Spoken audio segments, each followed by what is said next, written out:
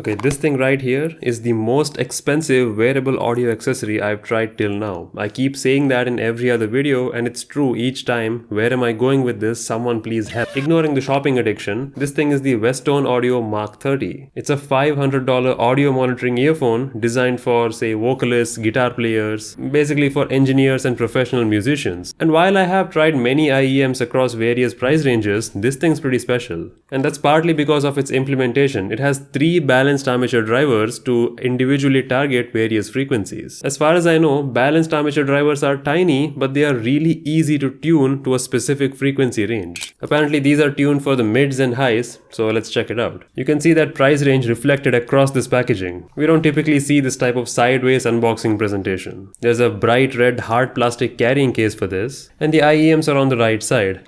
What is that cable though? That is so thin, it looks like a fishing line. This cable is thinner than my will to live. And the build materials don't particularly seem anything remarkable. They're not bad, but nothing exceptional yet. But I think I know why they made this cable so unbelievably thin. It's most likely to keep it as lightweight as possible and practically make it invisible. We'll check it out in a second. Let's also quickly look at this red box here. Alright, we have a bunch of ear tips in there. And we have some memory foam ones which are not my favorite. But if you have larger than average ear canals, then I suppose they can help.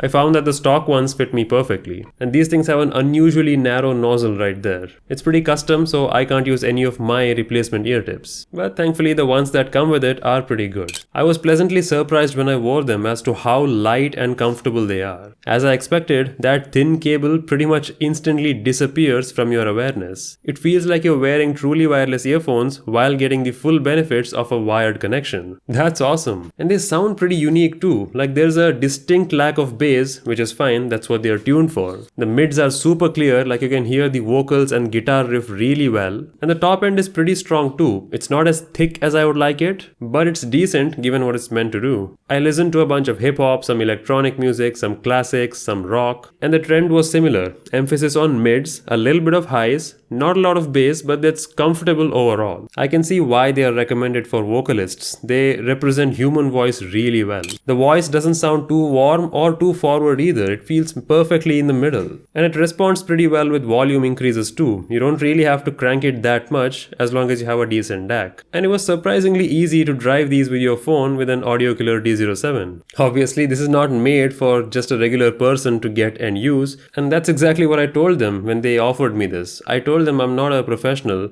but they said it's okay, it's made for hobbyists as well, and we really want to hear your take on it. So yeah, I hope I was able to give it some justice. I do monitor audio for my video editing purposes, but again, I'm no professional. That said, I can tell how these are made for professionals because even if you ignore the sound, the design itself is made to be seamless. Like these just blend in the background without commanding attention to themselves. That's what good technology should do, right? When you're on stage, the last thing you should be worrying about is fiddling with your IEM. And these let you do exactly that. You can lock in while getting realistic representation of voice and other instruments. Obviously without overblowing or saturating anything. They seemed kind of intimidating at first, but after using them, I'm comfortable with it. I'll still be using the Kiwi Ears KE4 as my main IEM, but I'll bust these out every now and then when I want to listen to something accurately. I'll leave a link in the description. Let me know if you have any questions.